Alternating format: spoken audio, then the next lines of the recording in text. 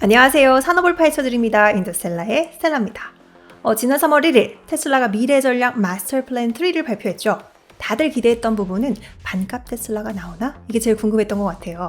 지난 2020년 배터리 대회 행사할 때 신차 공개하면서 2023년쯤에는 25,000달러, 그러니까 한 3천만 원대의 전기차 내놓겠다 이렇게 큰 소리를 쳤으니까요. 지금 미국에서 판매되는 가장 저렴한 테슬라 라인 모델 3 가격이 43,000달러, 하나로 5천만 원이 넘죠. 이게 제일 저렴한 거라면 살 수 있는 사람들 수가 좀 제한되겠죠. 저가형 모델이 나와야 테슬라의 시장이 확장되고 성장도 계속될 테니까.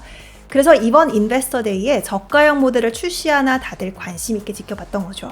그런데 새로운 모델에 대한 얘기는커녕 보통 투자자들 모으면 재무적 목표치 보여주잖아요. 근데 이것도 구체적으로 제시하지 않고 그래서 실망했다는 반응이 많았습니다. 그래서 무슨 얘기를 많이 했나 자주 나온 단어를 좀 뽑아봤더니 에너지, 코스트, 비용이죠. 시간, 자동차 이런 단어가 많이 나오더라고요. 테슬라는 많은 분들이 주목하시는 기업이죠. 흥미로운 이야기가 많기도 했고요. 또 영향력이 큰 중요한 플레이어인 만큼 테슬라가 어떤 큰 그림을 가지고 있는지 아시면 좋겠다 생각이 좀 들더라고요. 또 열심히 리서치를 하면서 파헤치려고 준비하고 있는 산업이 많이 있는데 테슬라의 미래 전략이랑 연결돼 있더라고요. 그래서 오늘은 테슬라가 새로운 모델 대신 에너지라는 카드를 꺼낸 이유를 파헤쳐 보려고 합니다. 미래 신산업을 파헤칠 때 테슬라의 미래 전략이 좀 흥미로운 키워드를 많이 던져주거든요. 그래서 오늘은 가볍게 테슬라의 미래 전략을 좀 살펴보겠습니다. 기술적으로는 잘 다뤄준 영상들이 너무 많아서 저는 경영 전략에 좀 초점을 맞춰볼게요. 먼저 최근에 나왔던 마스터 플랜 3가 갑자기 하늘에서 떨어진 건 아니니까 이거 살펴보기 전에 그 전에 나왔던 마스터 플랜 2를 살펴보면서 테슬라가 얼마나 플랜을 잘 현실화했는지 그 다음 단계로 그리고 있는 큰 그림이 뭔지 한번 보시죠. 2016년 테슬라의 미래 전략이 담긴 마스터 플랜 2의 주요 내용은 이렇게 세 가지였습니다. 먼저 전기차 생산을 효율적으로 대량으로 하겠다는 거죠. 그리고 자율주행을 구현해서 차량을 공유하겠다는 겁니다. 자율주행이 가능해지면 차를 이용하지 않는 시간에 차가 주차장에만 있는 게 아니라 나가서 택시처럼 다른 사람들을 태워주고 돈을 벌어온다는 거죠. 2022년 전 세계 EV 판매량은 802만 대를 기록했죠. 전체 자동차 시장의 9.9%를 전기차가 차지하게 된 거니까 테슬라는 예측했던 대로 EV 시대로 빠르게 변화해 가고 있습니다. 테슬라는 전기차 시장을 만들면서 이 시장의 주요 플레이어로 부상했죠. 전체 판매량의 16.4%, 131만 4천 대 정도를 판매했고요. 완성차 업체 중에서 1위를 하면서 다른 어떤 전기차 기업보다도 빠르게 성장했습니다. 하지만 자율주행은 계획했던 것만큼 잘 되진 않았죠. 테슬라 차량이 레거시 메이커들의 EV 모델과 가장 달랐던 점을 꼽으라면 단연코 이거죠. FSD, Full Self Driving, 자율주행 옵션, 그리고 OTA, Over the Air, 그러니까 무선 통신으로 소프트웨어를 업그레이드 할 수 있는 걸 말하죠. 한마디로 계속 자율주행 알고리즘이 좋아지는데 이걸 무선으로 업데이트해서 적용할 수 있는 거, 이거였습니다. 처음에 테슬라의 자율주행 영상이 공개됐을 때 막 차가 알아서 운전하는데 코너링도 너무 자연스럽고 차선 변경도 너무 잘하고 갓길에 세워져 있는 차량까지 막 피해가는 걸 보면서 와 대단하다 싶더라고요. 정말 놀라웠었는데 그래서 한때는 사람이 운전하지 않는 로보택시가 나온다고도 했었죠. 2020년 4월이었죠. 로보택시 서비스가 언제 시작되는지 물으니까 일론 머스크가 기술적으로는 이미 준비가 다 됐고 규제와 승인만 해결하면 된다라고 했었죠. 기억나실지 모르겠어요. 이 트윗이 당시에 엄청난 반향을 일으켰었잖아요. 또 그해 7월엔 중국에서 열린 AI 컨퍼런스에서 올해 안에 레벨 5 수준의 자율주행을 구현해낼 수 있다 이렇게 큰 소리를 쳤었죠. 그리고 2020년 10월에 실제로 Full Self Driving 베타 버전을 발표했었습니다. 일론 머스크의 강한 자신감에 근거가 없는 건 아니었어요. 이전에 없었던 정말 놀라운 수준의 자율주행 능력을 보여줬었죠. 그런데 로보택시 하려면 레벨 5의 완전한 자율주행이 구현되어야 되잖아요. 2023년 현재 테슬라의 FSD 옵션의 자율주행 단계는 2단계입니다. 오토파일럿이 오작동해서 차량이 갑자기 정지한 경우가 있어서 미국에서 소비자 집단 소송이 진행 중이고요. 허위 광고를 하고 있다고 캘리포니아 차량국이 테슬라를 고발하는 일도 있었죠. 기술적인 문제가 없진 않겠지만 테슬라가 레벨 2에 머물러 있는 건 기술 수준의 문제라기보단 더 중요한 다른 문제가 좀 있습니다. 많이들 아시는 얘기지만 레벨 2, 레벨 4 그게 뭐지? 정확하게 좀 알고 싶다 이렇게 하시는 분들이 계시더라고요. 그래서 간단히만 좀 보여드리고 갈게요. 보시는 건 SAE, Society of Automotive Engineers, 미국 자동차 공학회에서 2016년 제시한 자율주행 단계의 분류 기준입니다. 현재의 기술 단계를 정확하게 반영하지 못한다라는 비판을 받긴 하지만 어쨌든 가장 널리 쓰이고 있는 기준이죠. 레벨 0에서부터 5까지 총 6단계로 이루어져 있고요. 0에서 2까지는 이제 모든 상황에서 운전자의 개입이 필요한 단계. 그러니까 운전자 없이 운전이 안 되는 겁니다. 사고가 나면 당연히 운전자 책임이죠. 지금 테슬라는 여기 레벨 2인 겁니다. 레벨 3는 자율주행이 이루어지긴 하는데 운전자가 선택할 수 있습니다. 이 지점으로 가면 기술이 아니라 책임 소재의 문제가 들어갑니다. 자율주행이라는 건 운전을 사람이 안 한다는 거죠. 그래서 사고의 책임이 누구한테 있는지 좀 달라집니다. 3단계에서 자율주행으로 운전하다가 나는 사고는 자동차 책임이죠. 사고가 나면 회사가 책임을 지게 된다는 얘기입니다. 그럼 보험도 좀 달라지겠죠? 또 이전에 챗GPT 전문가 인터뷰에서 에러가 허용되지 않는 분야에서 AI 기술을 활용하는 건 법적, 윤리적으로 좀 까다로운 부분이 있다 이런 걸 살펴봤었죠. 그거랑 좀 연결되는 이야기입니다. 비보호 회전, 차선 변경, 사물인식, 도로인식도 참 잘하는 테슬라가 3단계로 넘어가지 않는 이유가 여기에 있는 거죠. 레벨 4는 고도의 자율주행이 이루어져서 애초에 운전자에게 통제권을 넘기지 않는 단계. 그 레벨 5는 완전한 자율주행이 가능한 단계죠. 이동하는 동안 영화를 보고 게임을 해도 괜찮은 정도로 자율주행이 되는 겁니다. 운전기사 없는 로보택시가 가능해지는 거죠. 하지만 어쨌든 테슬라는 5단계가 안 되니까 세 번째 키워드로 제시했던 이 차량 공유, 쉐어링으로는 아직 못 가는 거죠. 정리하자면 2016년에 제시됐던 마스터 플랜 2 중에 전기차의 대량 생산의 효율화 이 부분은 잘해가고 있지만 자율주행이나 차량 공유의 마일드스톤 달성은 계속 늦어지고 있습니다. 이런 상황에서 7년 만이었죠. 테슬라가 지난 3월 1일 새로운 미래 전략 마스터 플랜 3를 발표한 겁니다. 흥미로운 부분이 되게 많았는데 핵심 키워드를 하나만 꼽자면 역시 에너지죠. 2016년에도 에너지랑 관련된 얘기를 하긴 했었습니다. 당연히 전기차니까 이제 에너지 수급 얘기하나 보다 했죠. 특히 배터리랑 관련해서. 그런데 왜 지금 에너지일까요? 테슬라의 미래와 당연히 관련이 있고요. 또 관련된 산업이 어떻게 변화할지 이게 이제 큰 방향 중에 하나인 것 같거든요. 왜 신차를 내놓는 것보다 에너지 사업을 구체화시키는 게 테슬라한테 더 중요한 건지 많이들 아신 내용이겠지만 미래를 생각해 보시는 데 도움이 될 것 같아서 이 이야기를 경영 전략 측면에서 한번 정리를 해보겠습니다.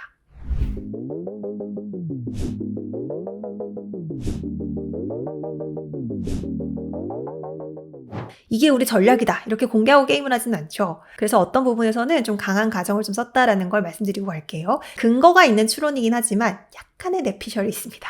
먼저 우리가 그렇게 애타게 기다리던 모델 2, 사이버 트럭은 어디 갔나? 이것부터 시작을 해볼게요. 사람들이 모델 2를 기다렸던 이유는 저가 모델이 나와야 테슬라가 계속 성장할 수 있기 때문이죠. 사이버 트럭도 비슷하죠. 현재 테슬라에는 크게 4개의 제품 라인이 있죠. SUV인 모델 XY, 세단인 모델 3, 모델 S. 미국에서 제일 잘 팔리는 세그먼트는 픽업 트럭이잖아요. 이런 수요를 노리는 사이버 트럭이나 아니면 모델 3보다 작은 A에서 C 세그먼트, 그러니까 소형차에서 준준형, 여기를 노리는 이렇게 잘 팔리는 제품이 좀 나와줘야 테슬라가 지금까지 성장을 계속 지속할 수 있습니다. 그런데 테슬라는 투자자를 다 불러놓고 어떤 모델을 얼마나 만들지 이런 구체적인 얘기를 안 하고 일단 걱정 마시라 2030년까지 전기차를 연간 2천만 대 만들겠다. 이렇게 야심찬 목표를 제시한 거죠. 2천만 대. 이게 얼마나 야심찬 숫자냐면 일단 연간 2천만 대 판매 목표는 지금까지 어느 자동차 회사도 달성하지 못한 수치입니다. 가장 많이 판매한 게 2019년 폭스바겐이 판매한 1097만 대. 이게 단일 브랜드로는 가장 큰 거고요. 도요타랑 GM을 제외하고는 1년에 1000만 대 이상 판매했던 회사는 없습니다. 테슬라가 신기록을 달성할 수 있다고 쳐도 2022년 한 해 동안 테슬라가 만든 차는 약 한 140만 대 정도? 그 중에 이제 131만 대 팔았거든요. 그러니까 2030년까지 매해 40%씩 매출이 성장해야 2천만 대 달성할 수 있는 거죠. 불가능한 건 아니지만 넘어야 할 큰 허들이 있는 겁니다. 단순하게 생각해도 이 두 가지가 해결이 돼야 되죠. 하나는 이만큼 많이 만들 수 있는지 대량 생산이 가능해야겠죠. 또 하나는 수요, 그러니까 소비자가 이 많은 차를 살 건지 설득력 있는 근거를 제시해야겠죠. 이번 인베스터데이에서는 첫 번째, 대량 생산을 어떻게 할 건지 여기를 주로 얘기를 했습니다. 이제 미국 텍사스와 접경 지역이죠. 멕시코 누에보레온주 몬테레이 지역에 기가팩토리 신규 공장을 짓는 것도 그렇고 배터리 옵티머스 로봇 보여줬던 것도 이 로보틱스 역량을 뽐내고 싶었던 거죠. 48V 기가프레스, 어셈블리 과정의 단순화, 생산 라인의 효율화를 통해 공장 면적을 40% 줄여서 면적당 생산금을 늘리고 뭐 이런 것들. 그런데 전기차 수요랑 관련해서는 구체적인 얘기를 거의 안 했습니다. 2천만 대 팔려면 총 10개의 모델이 필요한 것 같으니까 뭐 현재 있는 섹시 모델, 사이버 트럭, 세미 트럭 거기다가 4종의 신차종을 추가로 출시하겠다. 이런 걸 이제 그냥 슬쩍 내비치기만 했죠. 이거 진짜 섹시해라고 읽어. 내가 만든 거 아니에요. 아마도 전략적인 판단이지 않았을까 싶은데 만약에 사람들이 기다렸던 모델 2가 나왔다면 어땠을까요? 심지어 2천만 대라는 목표치와 함께 모델 2를 공개했다? 그럼 사람들은 아마도 실제로 판매량을 달성할 수 있는지 묻게 되겠죠. 예를 들어 막 이런 거죠. 도요타는 2022년 미국에서 171만 대를 판매했거든요. 그런데 단일 모델이 아니라 종류가 되게 많습니다. 픽업 트럭 2종, SUV 8종, 세단 스포츠 9종 이렇게 19종의 모델을 판매해서 171만 대를 판 겁니다. 근데 테슬라는 나중에 나올 신형 모델 포함해서 10개 모델만 가지고 승부를 보겠다는 거죠. 참고로 도요타의 2022년 글로벌 판매량은 1050만 대였거든요. 이거 2배를 팔겠다는 겁니다. 더 적은 모델로. 아무리 테슬라라고 하지만 남들이 다 가지고 있으면 똑같은 거 가지고 싶진 않잖아요. 그런 다른 회사에 비해서 적은 모델로 이렇게 많이 판다는 게 가능한가? 해결책이 있나? 또 이런 질문도 있죠. 2022년에 중국 전기차 시장에서 BYD에게 1위를 뺏겼죠. 초소형 저가 전기차 시장에 홍콩 미니 EV도 있고 중국 업체들이 정말 만만치가 않은데 세계 최대의 자동차 시장이니까 중국을 공략하지 않고서는 2천만 대 달성 못할 수 있습니다. 그럼 당연히 질문이 나오겠죠. 중국 시장을 공략해 나갈 어떤 비교 우위가 있나? 공격받을 만한 포인트는 굉장히 많습니다. 하나 더 해볼게요. 지금까지 전기차 시장을 주도해 나간 건 주로 유럽, 미국, 중국 시장이었죠. 그런데 이 시장의 성장 속도를 고려하면 한 해에 2천만 대 조금 어려울 수 있죠. 그럼 성장 속도가 빠른 동남아, 아프리카, 인도를 공략하는 게 좀 필요해 보입니다. 그런데 이 지역은 전기차를 쓸 수 있는 인프라가 아직 부족하죠. 그럼 이 지역의 인프라에 대한 솔루션이 있나? These things, if you don't make stuff, there is no stuff. 테슬라는 전기차라는 새로운 프로덕트랑 시장을 만들면서 성장한 기업이죠. 성숙기 시장이 아니기 때문에 여전히 만들어가는 부분이 큽니다. 이런 시장의 특성상 수요에 포커스를 맞추게 되면 불확실성이 커지죠. 성능이 좋은지 디자인이 매력적인지 이런 데는 이제 주관적인 판단이 개입될 여지가 크기 때문에 설사 테슬라가 계획대로 판매량을 달성해 나간다고 해도 수요에 포커스를 맞추면 이번에는 잘했는데 그 다음에도 가능할지 누군가는 의심하겠죠. 계속 통제 불가능한 이런 불확실성이 존재하는 부분에 집중하는 건 마케팅의 관점에서도 기업의 성장이란 관점에서도 도움이 되지 않겠죠.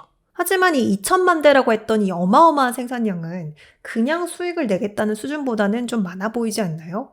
또 생산 과정의 혁신을 이뤄내고 이걸 성공적으로 생산해냈다고 해도 가격을 낮춰서 싸게 판다고 해도 진짜 안 팔릴 수 있는 거잖아요. 그래서 테슬라는 테슬라 가진 비전이 전기차 시장을 넘어서는 그 거대한 뭔가라는 걸 보여주기 위해서 에너지로 패러다임을 바꿉니다.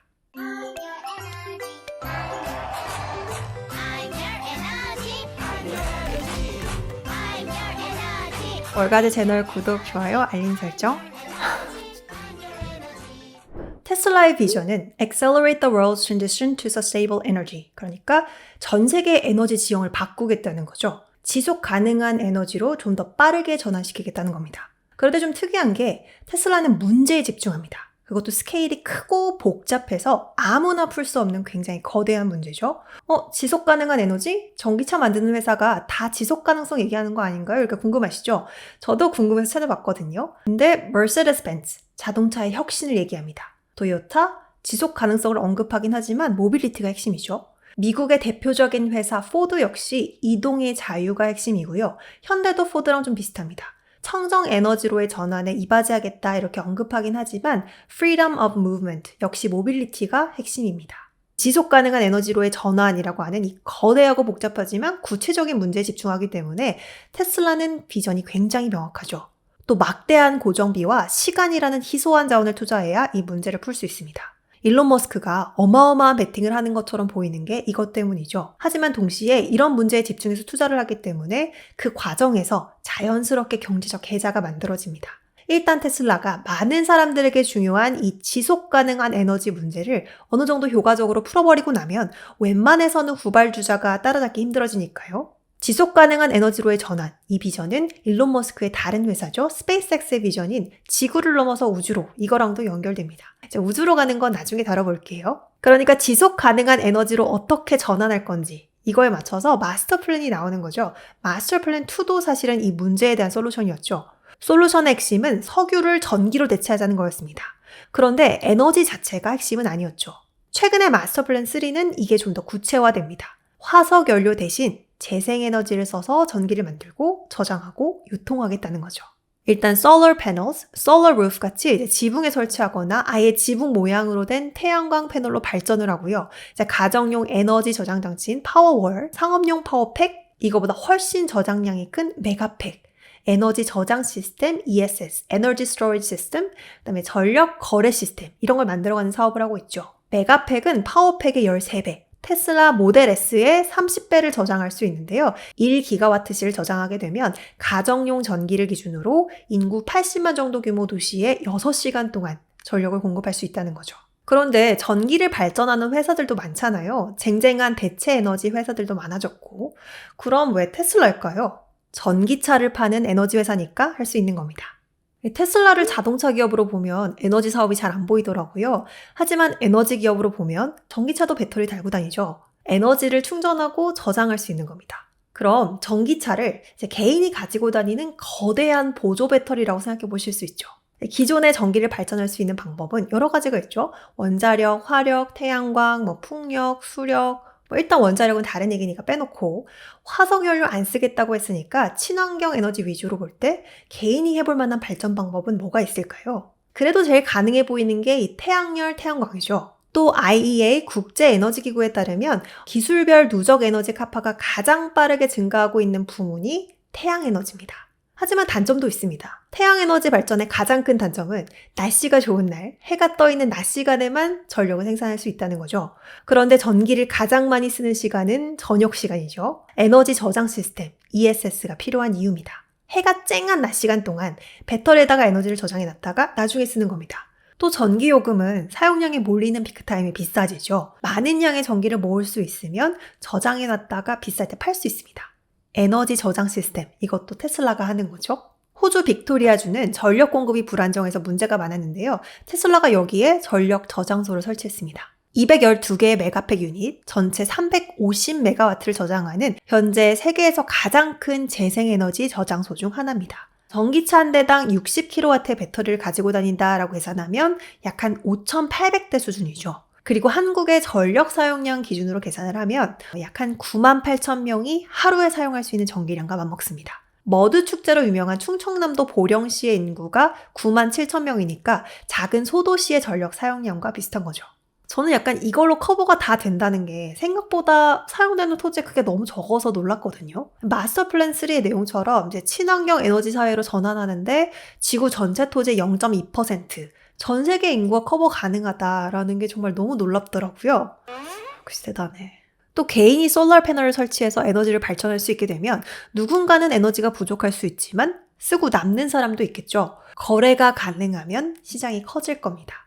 테슬라는 오토비더라고 이런 에너지 거래 시스템도 만들어가고 있죠. 또 전기차의 핵심은 뭐니 해도 배터리죠. 내연기관을 대체하는 모터를 가동시키고 자율주행을 실현시키기 위한 핵심 부품들, ADAS, 카메라, 레이더, 센서, 라이다 같은 이런 전자장치 부품들을 작동하게 하는 원동력이니까요. 또 배터리는 전기차 제조 원가의 절반 가까이를 차지하는 핵심 부품이죠. 그래서 배터리를 좋은 가격에 잘 확보하는 게 전기차 생산에 굉장히 중요합니다.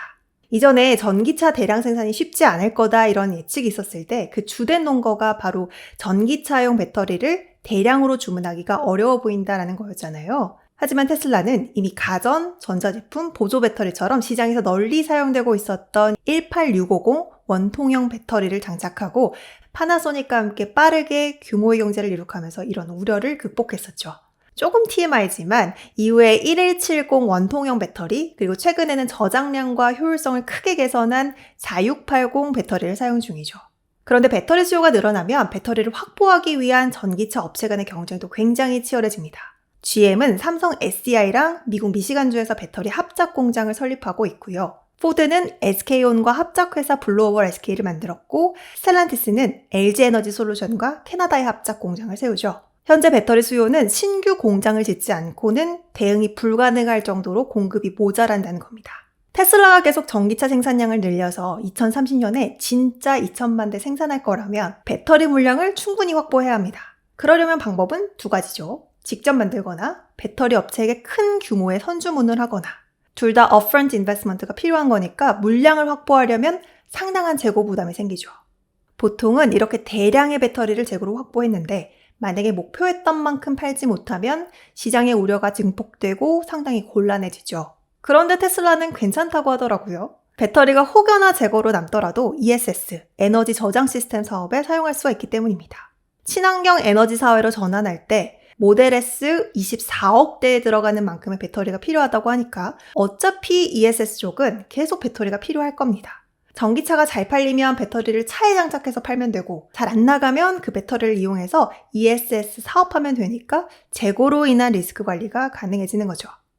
Most significant of those is the cell production. And so we actually deliberately try to overdo cell production or cell supply to have that exceed what is needed in vehicles. Because if it goes below what's needed in vehicles, then the factories stall. But then what do you do with all these extra cells? It's like, well, okay, so the much easier thing to scale up and down is Powerwall and Megapack output, stationary storage. So you can then overcapacitize in cells and packs and scale production of stationary storage, which is much easier to scale than vehicle production.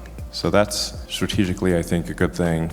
The CapEx for Megapack is tiny compared to CapEx for vehicles. And also Megapack demand is quasi-infinite. It basically, as long as we are competitive with utilities, we can sell as many, quasi-infinite demand for that, really. Or many terawatt hours. And we got a long way to go to get to many terawatt hours per year. 그리고 ESS가 진짜 돈이 되나 궁금하실 것 같아서 테슬라의 10K 보고서에 따르면 에너지 생성 및 저장 부문의 매출은 지속적으로 증가해 왔습니다. 2022년 3쿼터 Statement of Operations의 에너지 발전과 저장, 이 부문에서 발생하는 매출과 비용을 보시면 아직 수익성이 충분히 크지 않죠. 하지만 이건 시간 문제일 가능성이 높아 보입니다. 에너지 저장량은 꾸준히 늘고 있으니까요. 3월 1일에 테슬라 인베스터데이 영상을 보고 이렇게 쭉 리서치를 하면서 제가 처음에 생각했던 건 이제 테슬라만큼 2차 전지를 많이 주문하는 기업이 잘 없으니까 배터리 재고를 관리하기 위해서 에너지 저장 시스템도 만들고 거래 시스템도 만들었구나. 되게 잘했네. 이렇게 단순하게 이해했었습니다. 그런데 자료를 계속 보다 보니까 지속 가능한 에너지로의 빠른 전환, 설마 이걸 위해 처음부터 전기차를 팔았던 건가? 이런 생각이 좀 들더라고요. 전기차를 사기 전 가정에서 전력을 가장 많이 먹는 건 냉장고, TV, 냉난방기, 컴퓨터 이 정도의 전기 제품이었죠. 그런데 전기차를 산 사람들은 밤마다 전기차를 집에서 충전해야 하잖아요. 사람들은 태양에너지를 이용한 자가발전 설비를 구매하기 시작했습니다. 그리고 테슬라는 쓰고 남는 전기는 거래할 수 있게 거대한 저장소를 짓기 시작했죠. 화력발전, 풍력발전 이렇게 전기를 발전했을 때 가정에서 개인이 발전을 한다는 건 상상하기가 좀 어려웠죠. 하지만 태양에너지는 제한적이더라도 개인이 에너지를 생산하는 걸 가능하게 합니다. 그리고 테슬라는 사람들이 그걸 발전하고 사용하고 저장하고 거래하는 그 길목을 차지하겠다는 거죠. 사실 태양전지를 설치해서 에너지를 거래할 수 있게 하는 회사는 꽤 많죠. 독보적인 플레이어가 없다 뿐이지 에너지 저장 시스템도 아주 새로운 비즈니스는 아닙니다. 잘 아시다시피 전기차를 만드는 회사도 많죠. 하지만 이 모든 걸 다 아는 회사는 몇 개나 될까요? 기대하던 모델2가 공개되진 않았지만 테슬라에 이런 패러다임 체인지가 있었다는 건 주목해 보실 만한 것 같아요. 왜냐면 저희가 테슬라에 대해 살펴봤지만 사실 전기차, 배터리, 전력 저장, 전력 거래, 재생에너지가 이렇게 연결된다는 건 테슬라가 만들어낸 이런 변화가 여러 산업에 걸쳐서 일어날 수 있다는 거잖아요. 에너지만 해도 산업의 변화가 상당히 많죠. 다뤄야 될 키워드가 많습니다. 인더스텔라에서 하나씩 정성껏 파헤쳐 드리겠습니다. 우리 자주 오래 봐요.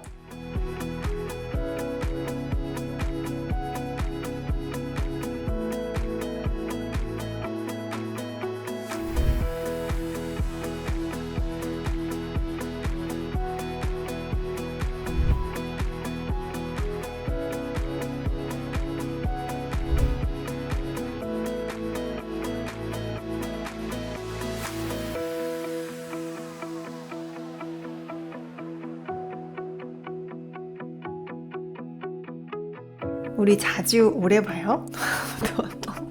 오글거려. 탄소 중립으로의 정책적 전환이 일어나면 정유, 석유화학, 철강, 시멘트, 플라스틱 같이 화석 연료에 기반을 둔 산업은 마음이 좀 급해지겠죠. 안 그래도 탄소 배출량이 많은 산업인데 정책 환경이 바뀌고 나면 이 온실가스를 배출하는 게 큰 비용이 되는 셈이니까요. 또 가지고 있는 자산들의 가치도 하락하겠죠. 그런데 그 전환에서 주목할 만한 키워드는 수소입니다. 안녕하세요. 산업을 파헤쳐드립니다. 인더스텔라의 스텔라입니다. 탄소 배출량을 줄이자는 넷제로 얘기가 꾸준히 나오고 있죠. UN 기후변화협약에서 정한 탄소 중립 달성 목표 시점은 2050년. 그런데 국제에너지기구 IEA의 분석이 맞다고 볼 때 2050년까지 이 넷제로를 달성하려면 아직 갈 길이 멀어 보입니다. 그래서 국가가 주도해서 탄소 배출량 감축을 추진하고 있죠. 2022년에 미국 상원에서 기후변화에 대응하는 인플레이션 감축법이 통과됐죠. 기후변화 대응과 관련한 3,690억 달러에 달하는 투자, 사실상 청정에너지 지원 법안이 들어있고요. 또 작년부터 나왔던 얘기죠. 미국 증권거래위원회 SEC에서는 몇 달 내에 기후변화와 관련한 기업 공시 의무를 구체화하겠다고 합니다. 유럽에서는 좀 더 적극적이죠. 작년엔 탄소 배출권 거래제 ETS의 개편이 이뤄졌고요. 탄소 국경제도의 세부 사항도 확정이 됐습니다. 당장 올해부터 시범 적용되고요. 2026년부터는 본격 적용될 거라고 하죠. 대상은 철강, 알루미늄, 시멘트, 비료, 전력, 수소 이렇게 6개 업종인데요. 이 제도가 시행되면 탄소 배출권 거래제와 연동된 비용이 부과되고요. 고탄소 수입품에는 관세가 추가로 부과됩니다. 더구나 남은 2023년은 21세기 들어 처음으로 G7 국가에서 총선이나 대선 같은 큰 선거가 없는 해죠. 큰 이변이 없다면 미국, 영국, 캐나다, 프랑스, 독일, 이탈리아, 일본에서 선거 없는 한 해를 보내게 될 것 같습니다. 그럼 각국 정부가 추진하고 있는 탄소 중립으로의 움직임이 일관된 방향으로 힘을 받을 수 있겠죠. 이렇게 탄소 중립으로의 정책적 전환이 일어나면 정유, 석유화학, 철강, 시멘트, 플라스틱 같이 화석 연료에 기반을 둔 산업은 마음이 좀 급해지겠죠. 안 그래도 탄소 배출량이 많은 산업인데 정책 환경이 바뀌고 나면 이 온실가스를 배출하는 게 큰 비용이 되는 셈이니까요. 또 가지고 있는 자산들의 가치도 하락하겠죠. 이런 산업들을 중심으로 크게 두 방향의 변화가 나타나고 있습니다. 새로 배출되는 이산화탄소를 줄이거나 이미 있는 이산화탄소를 없애거나. 그런데 그 전환에서 주목할 만한 키워드는 수소입니다. 테슬라의 미래 전략에 대한 영상에서 수소에너지, 2차 전지, 재생에너지, 태양광 발전, 가정용 ESS에 대해서 좀 더 다뤄달라는 댓글을 달아주셨더라고요. 댓글 감사합니다. 또 에어택시를 파헤쳐 드렸었잖아요. 그때도 수소가 궁금해요 라고 하신 분이 계셨었는데 이비톨 이 전동 수직 이착륙 기체도 수소와 연결됩니다. 그래서 에너지 사업을 파헤치는 두 번째 키워드로 오늘은 수소 얘기를 해보겠습니다. You talked earlier, iron's abundant, oxygen's abundant. Hydrogen's also very abundant in the universe. In the universe, but not on Earth. Not on Earth. Do you think that it has a role to play if we really want to accelerate the transition away from fossil fuels? No. 일단 수소가 뭔지 어떻게 만들어지는지부터 살펴보겠습니다. 관심 있는 분들은 익숙하신 내용이겠지만 이 산업을 처음 접하신 분들도 계실 것 같아서 간단히 정리해드리고 갈게요. 기술적인 설명을 다룬 좋은 컨텐츠가 많더라고요. 그걸 같이 봐주시면 좋을 것 같아요. 저는 수소라고 하면 뭔가 이렇게 청정한 이미지가 떠오르더라고요. 물의 화학식이 H2O잖아요. 아마도 물을 떠올려서 그런 것 같아요. 물은 전기 분해하면 수소와 산소로 분리되죠. 그걸 거꾸로, 그러니까 수소를 산소와 반응시키면 전기와 열, 그리고 물이 나옵니다. 이 원리를 활용해서 나사는 1969년 아폴로 11호에 수소 연료전지 세대를 활용했었죠. 그런데 일론 머스크의 지적대로 수소는 우주에 풍부하지 지구에 풍부한 게 아니잖아요. 지구에서는 수소가 다른 원소랑 이렇게 결합된 형태로 존재하니까 추출해야 되는 거죠. 석탄, 석유, 가스랑 다르게 수소는 추출해내야 되는 2차 에너지입니다. 수소는 탄소 배출량을 기준으로 여러 가지 색으로 나누더라고요. 여러 가지가 있지만 그중에서 그레이, 블루, 그린 이 세 가지가 중요합니다. 그레이 수소의 회색은 이 화석연료를 연상시키죠. 가장 일반적인 건 화석연료를 고온 고압의 수증기와 반응시켜서 추출해내는 추출수소라고 하고요.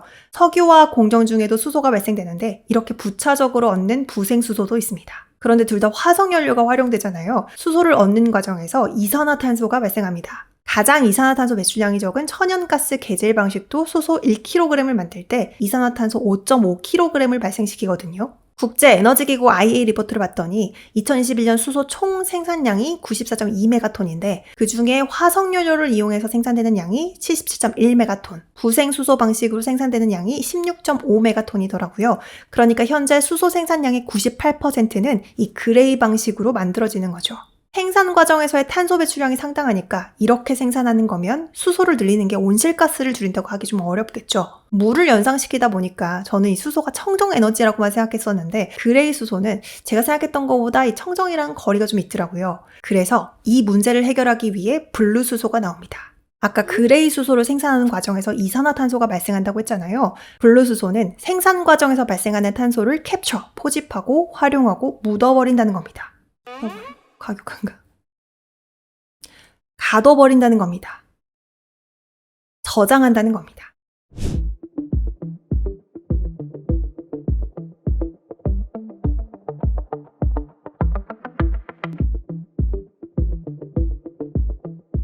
CCUS, 탄소 포집, 활용과 저장이라고 한 번쯤 들어보셨죠? 85%에서 95%가량 이 탄소 배출량을 줄일 수 있다고 하는데 아직은 포집 비용이 너무 높아서 채산성이 좋지 않다 보니까 공정 과정에 적극적으로 활용하지 못하고 있습니다.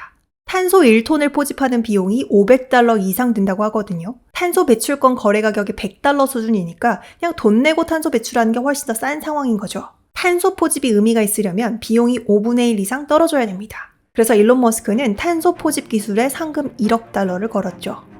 Why did you fund this? I wanted to spur ideas about the long-term need to capture carbon. I think this is one of those things that's going to take a while to figure out what the right solution is, especially to figure out what the best economics are for CO2 removal. Sometimes people say, plant a bunch of trees. That's not so easy. Well, you need to get fertilizer, water them, where's the water going to come from? What habitat are you potentially destroying where the trees used to be? It's not just a no-brainer of just go plant a bunch. Generally, people think it's the prototype is the hard thing. Ideas are plentiful. Actually getting it done is very hard. Just be clear, like we're looking for pragmatic solutions. It doesn't need to be perfect, but it's got to be something, if we scaled it up, would it work? And that's it. I'm open to increasing the price size too over time. So if it turns out like, hey, it's really kicked out. 그린 수소는 그린, 이 색깔부터가 친환경적이죠. 물을 전기 분해해서 수소를 얻는 겁니다. 그린 수소가 되려면 이때 활용하는 전기는 태양광이나 풍력 발전 같은 이 신재생 에너지를 통해서 얻어야 합니다. 그런데 수전의 설비 비용이 너무 많이 듭니다. 그래서 한국에서는 그린 수소 평균 가격이 킬로그램당 10,000원에서 12,000원 정도라고 하거든요. 그레이 수소가 3,000원에서 5,000원 수준이니까 많게는 4배 정도 하는 거죠. 물론 비용은 낮아지는 추세입니다. 북미와 유럽에서는 2014년에서 2019년 사이에 알칼리 전기 분해 비용이 40%나 낮아졌고요. 중국은 이것보다 80%를 더 낮췄죠. 블룸버그 2020년 리포트에서는 전 세계적으로 그린 수소가 2050년 전에 킬로그램당 0.7에서 1.6달러 수준으로 낮아질 거라고 예측합니다. 브라질, 중국, 인도, 독일에서의 천연가스 가격 수준으로 내려간다는 거죠.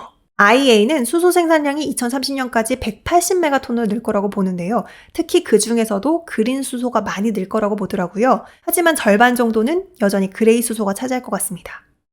If you want a means of energy storage, hydrogen is a bad choice. It has extremely low density. Its volumetric energy density is poor. Its gravimetric energy density is good, but that doesn't really matter because its overall density is element, even in liquid form. So you need gigantic tanks to hold hydrogen in liquid form, or a very powerful pressure vessel to hold it in gaseous form. And it does not naturally occur on Earth. So you either have to split water with electrolysis or crack hydrocarbons. When you're cracking hydrocarbons, you really haven't solved the fossil fuel problem. And the efficiency of electrolysis is poor. So you really are spending a lot of energy to split hydrogen and oxygen. Then you pressurize it. And this also takes a lot of energy. If you have to liquefy liquid hydrogen, oh my God, it is the most dumb thing that I could possibly imagine for energy storage.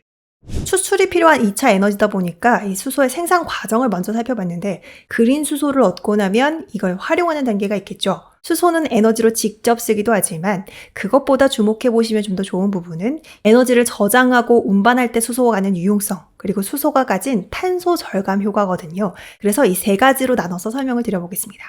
탄소 중립을 위해서는 화석연료를 써서 전기를 발전하는 방식을 줄여가야죠. 또 그린 수소를 생산하려면 수소를 얻을 때 이 신재생 에너지를 써서 발전한 전기를 써야 된다라고 말씀드렸잖아요. 그런데 친환경 발전 방식에 큰 약점이 있죠. 테슬라 전략에 대해 살펴봤던 지난 영상에서 개인이 전기를 발전할 수 있는 방식으로 이 태양광을 활용한다고 말씀드렸잖아요. 그런데 날씨가 늘 화창한 게 아니죠. 해가 뜨고 지는 것도 있고 태양광이나 풍력 발전 같은 신재생 에너지는 원하면 아무 때나 아무 데서나 발전할 수 없다는 약점이 있죠. 또 재생에너지 특유의 변동성 때문에 출력 제어라는 문제도 있습니다. 그래서 화력이나 원자력 발전처럼 낮이든 밤이든 해가 뜨든 비가 오든 이렇게 일정한 전력 생산량을 유지할 수 없는 신재생에너지는 ESS, 전력 저장 시스템이 중요합니다.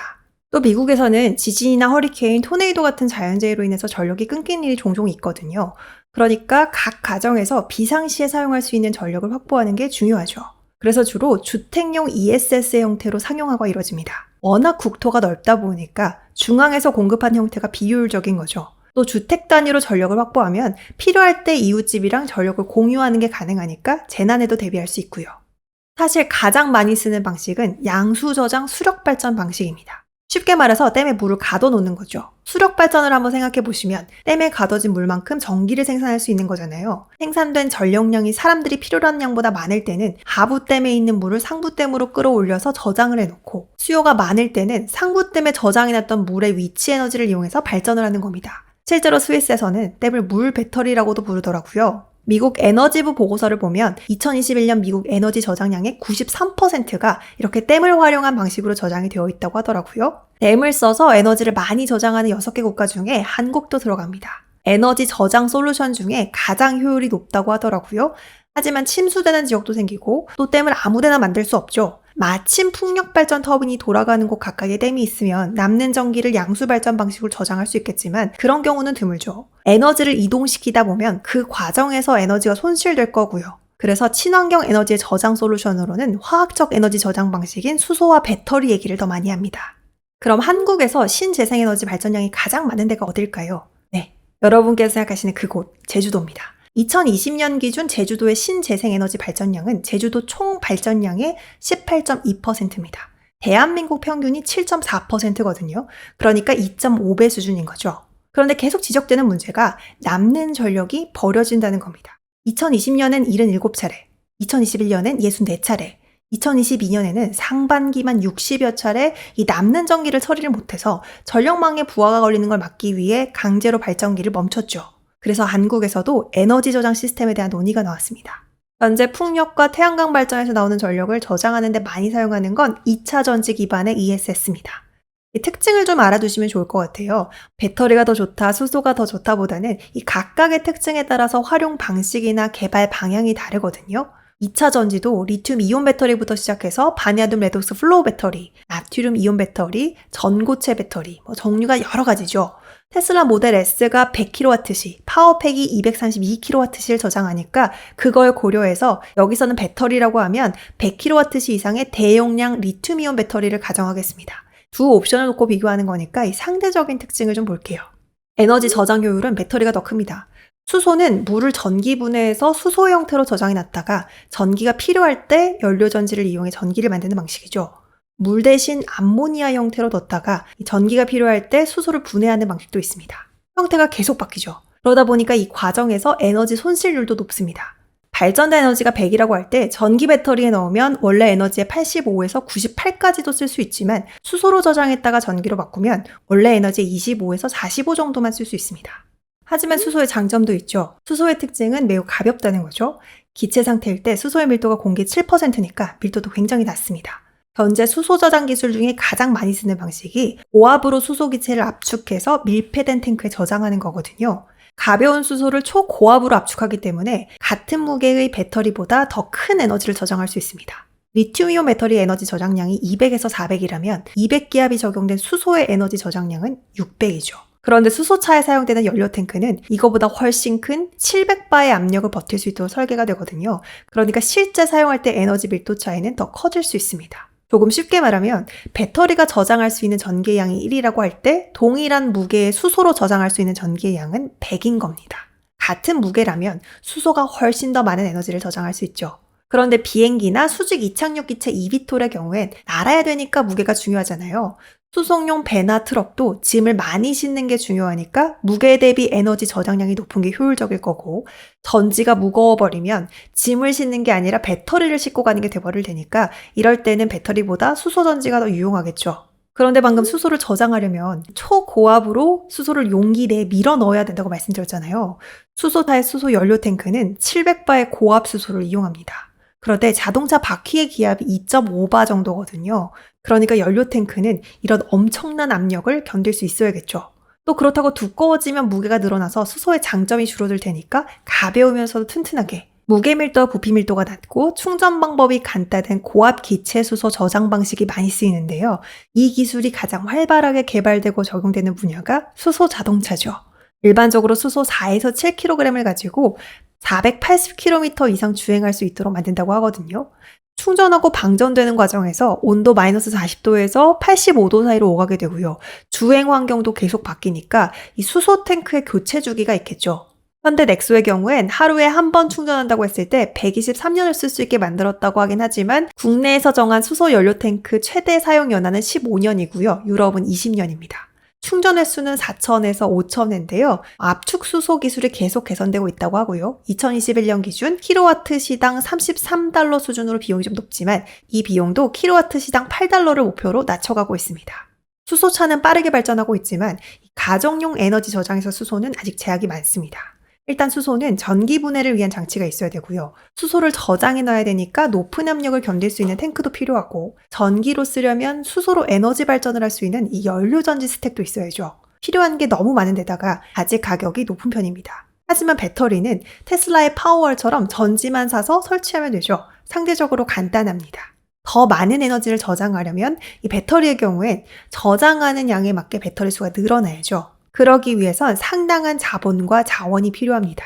하지만 수소 연료 전지는 에너지를 연료 탱크에 저장했다가 필요할 때 발전 장치를 통해 발전을 하죠. 저장과 발전이 분리되어 있기 때문에 더 많은 에너지를 저장해야 하는 상황이 오면 저장 장치 용량만 늘리면 된다는 장점이 있죠. 이론적으로 에너지 저장의 기술적인 측면만 고려하면 저장 규모가 기가와트급으로 커질 경우 수소가 좀 더 유리할 수 있습니다.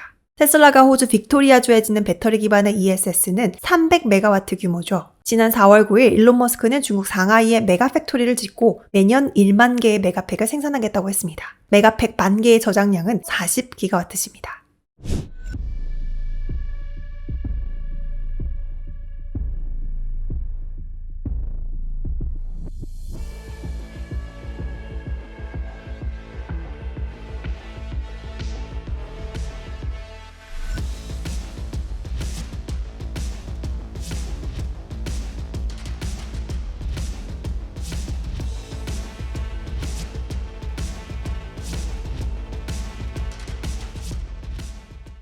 그런데 에너지는 발전과 저장만 중요한 게 아니죠. 실제 사용되는 곳까지 잘 공급되는 게 중요합니다. 그럼 마치 고속도로랑 국도가 연결되는 것처럼 에너지를 운송하는 이 에너지 도로, 이 네트워크도 잘 연결되어야죠. 전기 에너지의 경우엔 이걸 전력망, 파워 그리드라고 하는데요. 한국은 아파트 같은 공동주택의 비율이 높고 또 대도시에 많이 모여 살잖아요. 국토가 좁기도 하고요. 그래서 전력망이 잘 짜여져 있는 편이죠. 하지만 미국같이 큰 나라는 국토도 넓고 송배전망이 오래되다 보니까 이 자연재해가 생길 때마다 정전이 문제가 됩니다. 그래서 주택용 ESS 형태로 상용화가 이루어진다라고 말씀드렸던 거죠. 파워 그리드라고 하는 이 전력망은 화석연료의 비중을 줄여갈수록 훨씬 중요해집니다. 그래서 한국에서도 에너지 효율을 위해서 이 전력망에 투자를 하기로 했죠. 어떤 분들은 무슨 기후위기고 무슨 신재생 에너지야 라고 하실 수도 있는데 전 세계적으로 에너지 전환이 일어나고 있거든요.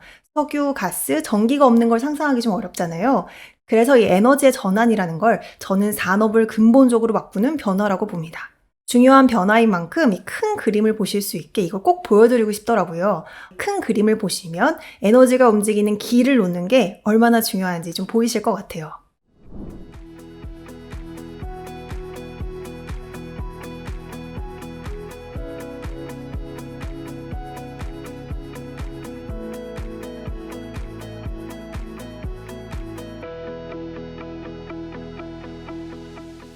수소차가 전기차보다 1km 가는데 18원 정도 더 쓰는 거죠.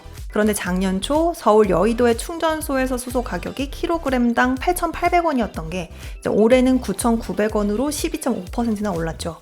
어쨌든 수소는 아직 가격 경쟁력이 없는 겁니다. 에너지는 발전과 저장만 중요한 게 아니죠. 실제 사용되는 곳까지 잘 공급되는 게 중요합니다. 그럼 마치 고속도로랑 국도가 연결되는 것처럼 에너지를 운송하는 이 에너지 도로, 이 네트워크도 잘 연결되어야죠. 전기에너지의 경우엔 이걸 전력망, 파워그리드라고 하는데요. 한국은 아파트 같은 공동주택의 비율이 높고 또 대도시에 많이 모여 살잖아요. 국토가 좁기도 하고요. 그래서 전력망이 잘 짜여져 있는 편이죠. 하지만 미국같이 큰 나라는 국토도 넓고 송배전망이 오래되다 보니까 이 자연재해가 생길 때마다 정전이 문제가 됩니다. 그래서 주택용 ESS 형태로 상용화가 이루어진다라고 말씀드렸던 거죠.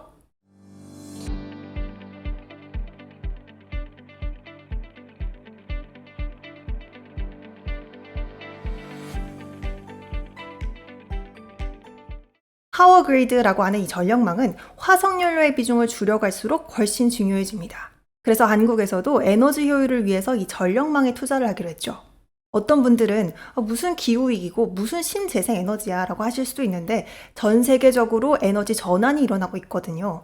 석유, 가스, 전기가 없는 걸 상상하기 좀 어렵잖아요. 그래서 이 에너지의 전환이라는 걸 저는 산업을 근본적으로 바꾸는 변화라고 봅니다. 중요한 변화인 만큼 이 큰 그림을 보실 수 있게 이걸 꼭 보여드리고 싶더라고요. 큰 그림을 보시면 에너지가 움직이는 길을 놓는 게 얼마나 중요한지 좀 보이실 것 같아요. 이건 사울 그래피스라는 엔지니어가 방대한 자료를 모아서 미국의 에너지 지도를 그린 겁니다.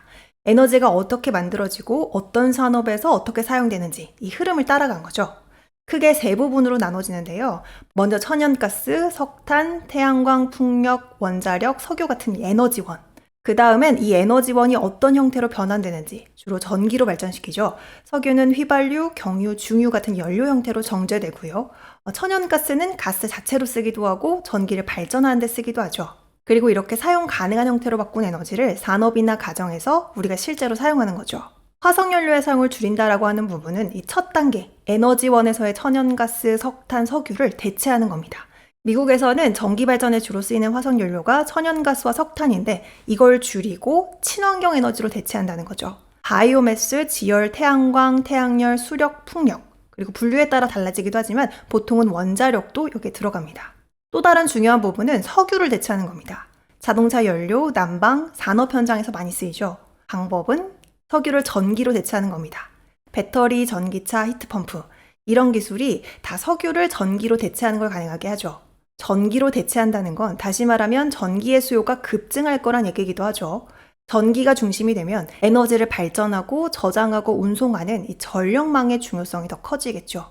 화석연료의 사용을 줄이기 위해서 이 전기 중심으로 전환하고 있는 거니까 기본적으로는 재생에너지의 비중을 늘려서 전기를 발전한 다음에 이걸 송배전망을 통해서 송전하게 된다는 거잖아요.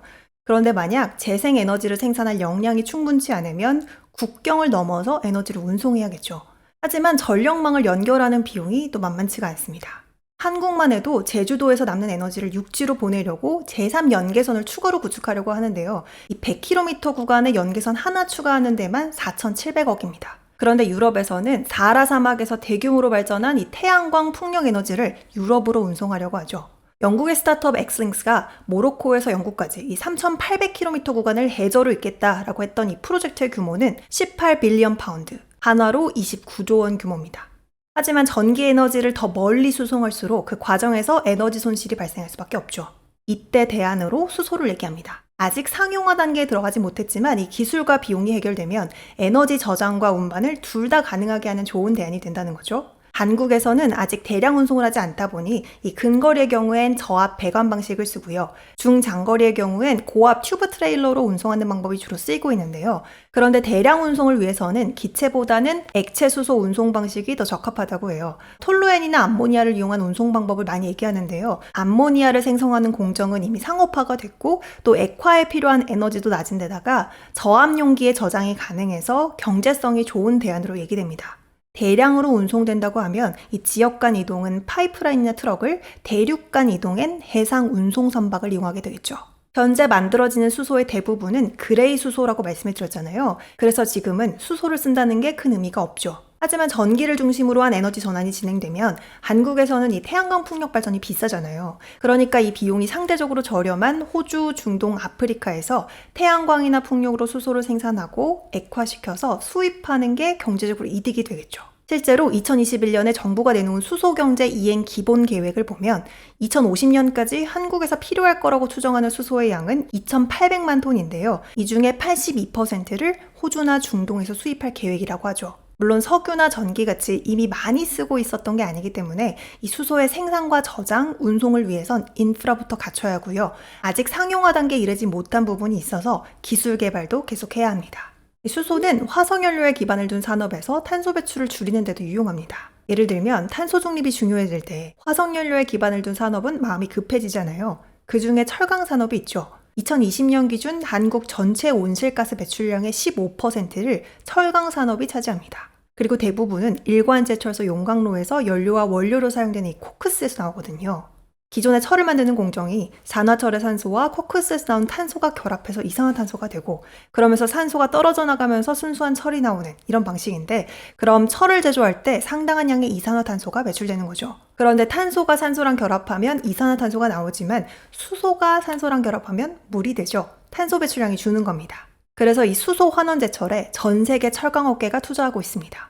포스코도 이걸 도입하는데 2050년까지 30에서 40조를 쓰겠다고 하죠. 블룸버그의 추정치를 보면 탄소 배출로 인한 비용 증가를 고려할 때 철강 산업 같은 경우 수소가 키로당 1달러로 내려가면 탄소 배출 가격이 톤당 50달러만 되어도 이 수소로 전환할 요인이 충분하다고 나오거든요.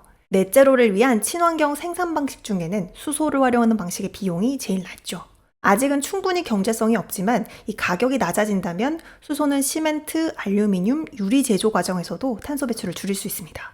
물론 그린 수소를 활용해야 탄소 배출량 감축 효과가 크니까 수소를 얻을 때 신재생 에너지를 써야겠죠. 그런데 국내선 단가가 비싸잖아요. 그래서 그린 수소의 수입이 안 되면 이런 산업들의 경우엔 호주나 중동같이 재생에너지가 저렴한 지역으로 생산지를 옮길 수도 있다는 얘기가 나오는 겁니다. 수소 경제가 올 거란 얘기를 하죠. 수소가 에너지 전환에서 중요한 역할을 하려면 저희 세 가지가 중요하다고 보거든요. 먼저 수소 기술이 얼마나 상용화에 가까워지고 있는지 보시면 좋을 것 같아요. 블루 수소나 그린 수소가 상용화되려면 해결되어야 하는 이 기술적인 과제가 아직 남아있고요. 또 충전소 같은 인프라도 필요하죠. 그래서 수소는 아직 초기 시장으로 봅니다. 하지만 그만큼 기회가 많기도 하죠. 수소를 상용화하는 과정에서 필수적인 에너지 발전과 저장, 전력망 구축, 에너지 수송이라는 부분이 있으니까요. 두 번째는 화석연료에 비해 수소가 얼마나 경쟁력이 있는지가 중요합니다. 수소를 중심으로 한 시장의 규모가 커질수록 가격 경쟁력도 같이 커지겠죠. 이건 화석연료를 얼마나 빨리 효과적으로 대체할 수 있는지의 문제일 겁니다. 탄소거래 가격도 그렇지만 보조금이나 세제 혜택 같은 정부의 인센티브가 이 가격에 영향을 미치는 만큼 수소의 경우엔 정책 환경의 변화를 계속 보시면 좋을 것 같아요. 마지막은 수소가 다른 친환경 대안에 비해 가지는 경쟁력이죠. 이건 수소가 활용되는 사업 부문의 특징을 같이 고려해 주시면 좋을 것 같아요. 예를 들면 저희가 수소의 강점을 많이 살펴봤지만 일반 승용차에 있어서는 수소 연료 전지차의 성장이 좀 더디거든요. 일단 확장성에 있어서 수소가 현재 가지고 있는 가장 큰 약점은 수소의 가격과 충전 인프라입니다. 보통 자동차의 경제성을 판단할 때는 Total Cost of Ownership, 이 총 소유 비용을 보죠. 차 가격, 연료비, 세금, 보험료, 중고차 가격까지 다 고려하잖아요. 수소차는 중고차 가격이 없기도 하고요. 또 자동차 산업을 얘기하려고 하는 건 아니니까 이 수소에만 집중을 해서 볼게요. 현대차의 넥소가 수소 1kg으로 갈 수 있는 거리는 한 96km 정도인데요. 수소 연료 1km 가격이 작년만 해도 8,000원대 초반이었죠. 그러니까 수소차 이용자 입장에선 이 1km당 연료비가 83원 정도 드는 겁니다. 그런데 전기차 아이오닉 5는 1kWh에 5km 정도를 가죠. 급속 충전기 요금이 kWh당 292.9원이었으니까 1km를 가는데 57.4원이 드는 겁니다. 작년 9월부터 이 요금도 324.4원으로 올랐으니까 1km를 가는데 이제 64.9원 정도가 드는 겁니다. 수소차가 전기차보다 1km 가는데 18원 정도 더 쓰는 거죠. 그런데 작년 초 서울 여의도의 충전소에서 수소 가격이 킬로그램당 8,800원이었던 게 이제 올해는 9,900원으로 12.5%나 올랐죠. 어쨌든 수소는 아직 가격 경쟁력이 없는 겁니다. 수소차가 전기차에 비해 가격 경쟁력이 부족한 건 미국에서도 비슷합니다. 수소의 우호적인 정책이 나오더라도 미국에서는 2030년에도 여전히 전기차의 총 소요 비용이 더 낮을 걸로 예측이 되거든요. 충전 인프라가 아직 부족하다는 점도 수소차의 약점이죠. 물론 전기차가 한 번 충전해서 300에서 400km를 갈 때 이 수소차는 한 번 충전하면 6kg이니까 600km 정도를 갈 수 있죠. 또 수소차는 한 5분, 10분이면 충전이 가능하니까 충전 시간도 짧고요. 하지만 전기 충전소의 경우엔 이미 사용하고 있는 이 전기 인프라에서 전기를 끌어다 쓰면 되니까 충전소만 설치하면 되잖아요. 그런데 앞에서 보셨지만 이 수소는 수소 운송부터 시작해서 인프라 자체를 갖춰야 하다 보니까 시간이 좀 걸리죠. 비용도 많이 들고요. 그런데 대형 운송 차량의 경우엔 얘기가 다릅니다. 운송용 대형 트럭을 생각해 보시면 이동거리가 길고 차체도 그렇지만 짐을 실어야 되니까 무게도 무겁죠. 배터리로 해결하려고 하면 더 많은 배터리가 필요한 거니까 더 무거워지고 배터리가 또 공간도 많이 차지할 겁니다. 자칫 짐을 싣는 게 아니라 배터리를 싣는 게 될 수도 있죠. 하지만 에너지 밀도가 높은 이 수소 연료 전지를 활용하면 이 부분에서 좀 더 효율적이죠. 이동 거리를 늘리고 싶으면 수소 탱크 크기만 조절하면 되고 무게도 더 가벼우니까요. 또 충전 시간이 오래 걸리면 운송업체 입장에서는 시간이 낭비되는 거잖아요. 하지만 수소는 배터리보다 빠르게 충전할 수 있으니까 배터리 전기차보다 유리하죠. 수소의 상용화를 위해서는 엄청난 규모의 인프라 투자가 필요하죠. 그렇다면 이 투자의 경제성을 평가할 때 이 투자가 말이 돼야 되죠. 그러려면 투자 규모를 넘어서는 관련 경제 효과나 최종 소비 시장의 사이즈가 좀 나와줘야 됩니다. 전기차가 배터리 분야에 엄청난 투자를 이끌어냈듯이 수소차, 수소 비행기, 수소 배 같은 이런 시장이 같이 커주는 게 좋겠죠. 하지만 수익성이나 성장의 측면에서 이 각각의 시장이 갖는 잠재력에는 차이가 있을 겁니다.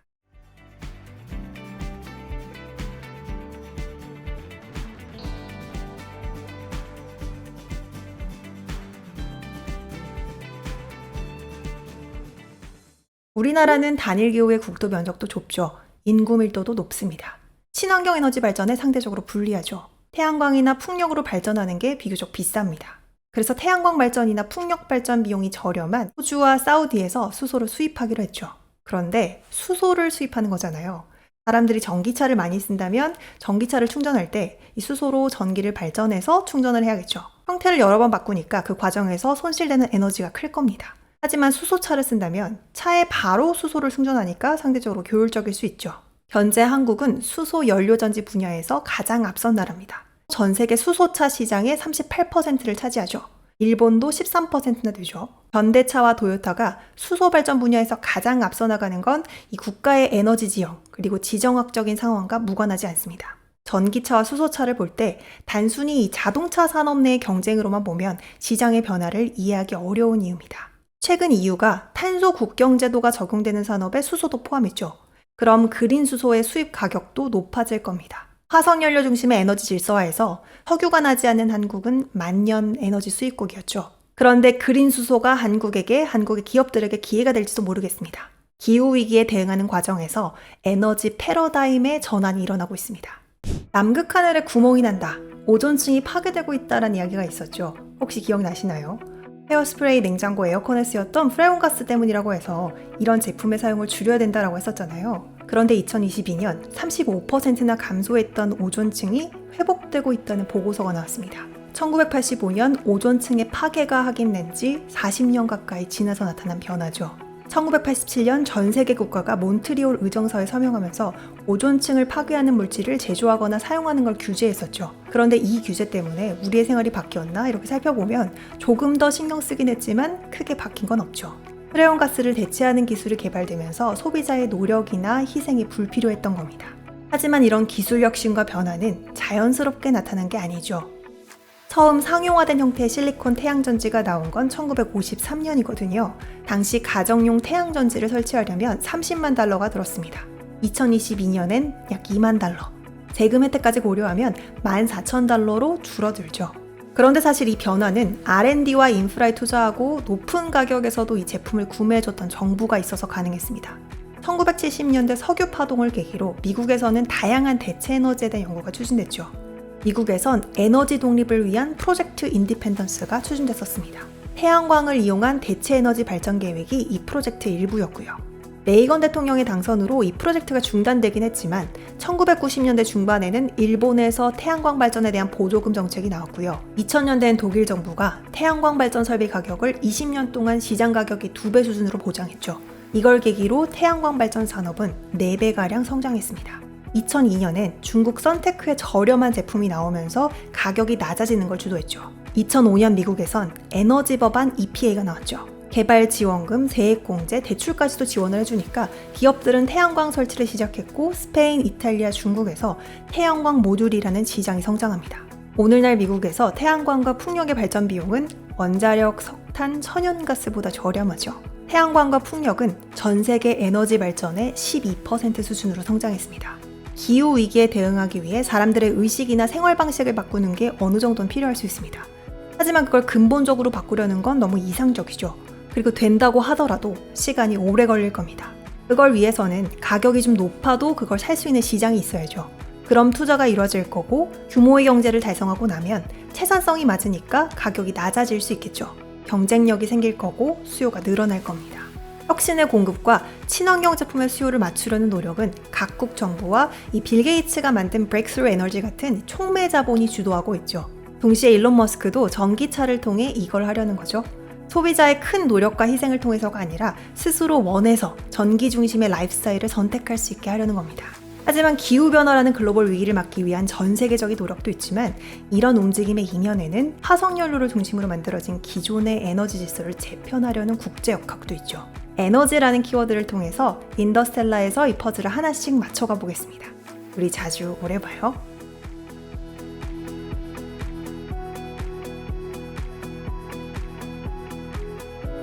돈 얘기 많은데 싸우대기 언제 하지?